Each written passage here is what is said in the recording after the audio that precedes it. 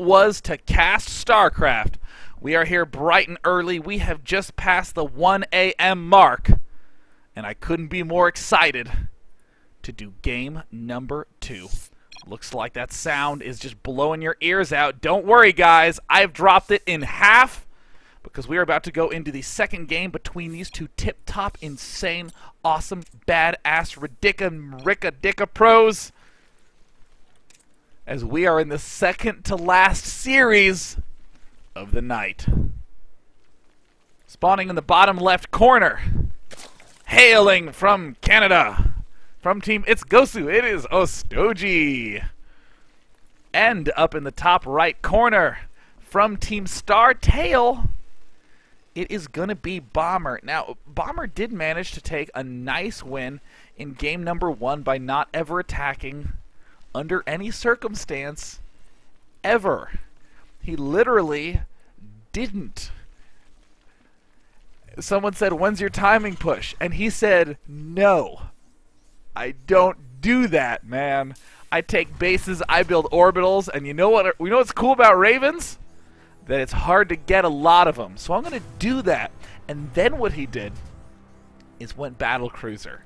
Now, even though I'm being somewhat of a facetitor as I'm commentating these games, I do want to note that that's actually quite a brilliant way to play out Metropolis. I do think that it is one of the maps that might be a little bit too big, just slightly too encouraging on the defensive end, very difficult to attack, but my god, did Ostoji blow all expectations with the crazy Nidus Worming, the absolutely ridiculous Nidus Worming all game long. But just couldn't quite close it out, and now we see Bomber doing what I would call defensive aggression. I'm going to do a proxy barracks so I can bunker rush you, and then I'm intending to lift this barracks and expand.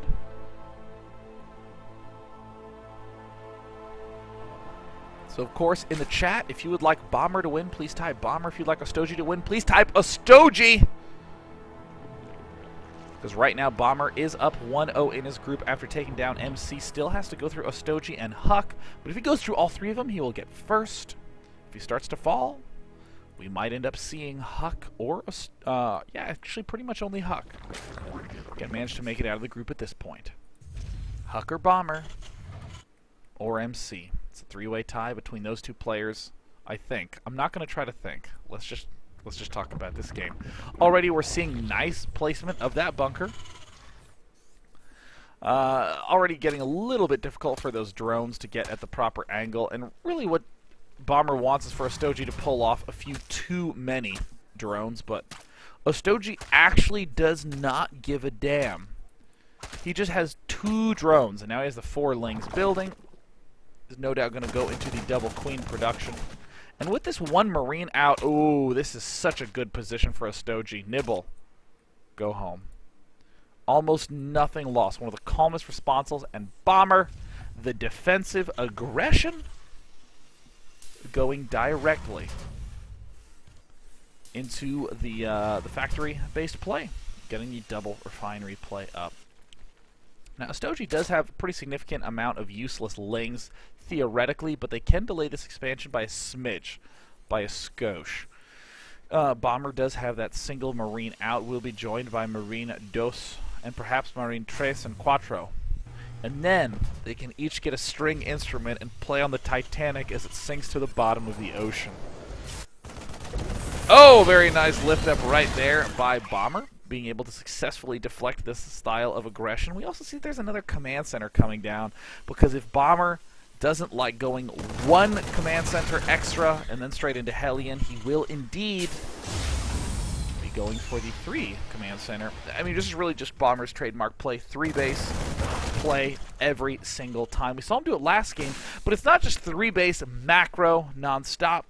It is 3 base with some sort of clever twist, and we did get the chance to see the double engineering bay go down last game, some cool 2-2 pushes. But it looks like Bomber will have to have some sort of interesting plan to follow this up if he wants to try to end this game quickly. That's a joke, because we just played a 50-minute game. Get it? Zing!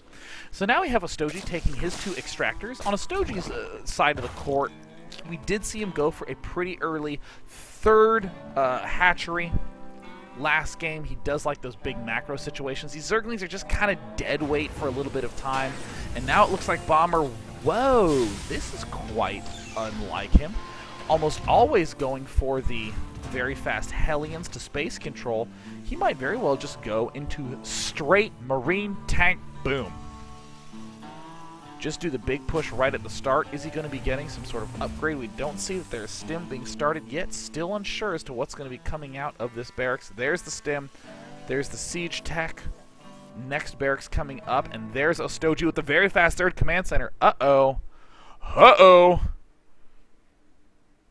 Could be a little bit dangereux.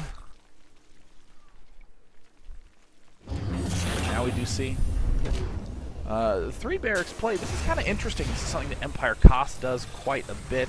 Just goes for a big Marine tank push at the front, and I would probably say that it is the least in style kind of play that we're seeing out of Terrans nowadays. Almost always we're seeing people do a general sort of focus on the Marine medevac Hellion pushing. We're seeing more focus on the Hellions in general, interestingly. Some Banshee openings are quite popular, but not just the standard Marine tank shoving at the front. And this is actually going to come at quite an early period. And with these early 3 command centers, I mean, Bomber's actually going to be able to do a push with 2-3 tanks. Actually, probably 3 or 4 tanks. And a big load of Marine. Won't really have any medevacs in it. I'm curious to see why he potentially skipped out on all that. Does look like Ostoji continue to do a little poking, prodding. The depot gets halfway done. We see Bomber continuing to wall this off, and here's the interesting play. Oh! Ostoji wants to try to close the game out, but no! The tank-heavy play? Oh, no! And not a Baneling was seen that night. Ostoji, the rally point of doom, led all the Zerglings to the demise. And how do you follow that up as Ostoji? So he's continuing to try to just do a little bit of damage at the back, but that was just a total misfired play, and even the Lings that could have picked off the tank will not be able to. Continue to try to overwhelm. It looks like 10 Marines out on the field. They don't have stim, but this brilliantly placed bunker, taking everything down. Ostoji, it looked like, was going to try to do just some aggression and return back to normal Zerg play, but, you know, I'm just kind of thinking, made a little bit too many Zerglings in that unit's lost tab. A ton of those are those Banelings that just got decimated. And with that stim done, combat shield, no doubt, right around the corner. 2 tanks done. Tank 3, Tank 4 will be done in time for that combat shield. And he'll be able to just take down his opponent with one huge blast down the front door. Ostoji retreating with all his overlords, pulling back home. Looks like that they were the victims of the 1A rally point. The big box. Everyone go, but you accidentally bring those little flying farms along with you. So right now in this group, we do have Ostoji at 0-2, Huck at 1-1, taking down Ostoji and losing to MC, and MC at 2-1, taking down the 2 foreigners and losing to his Korean counterpart.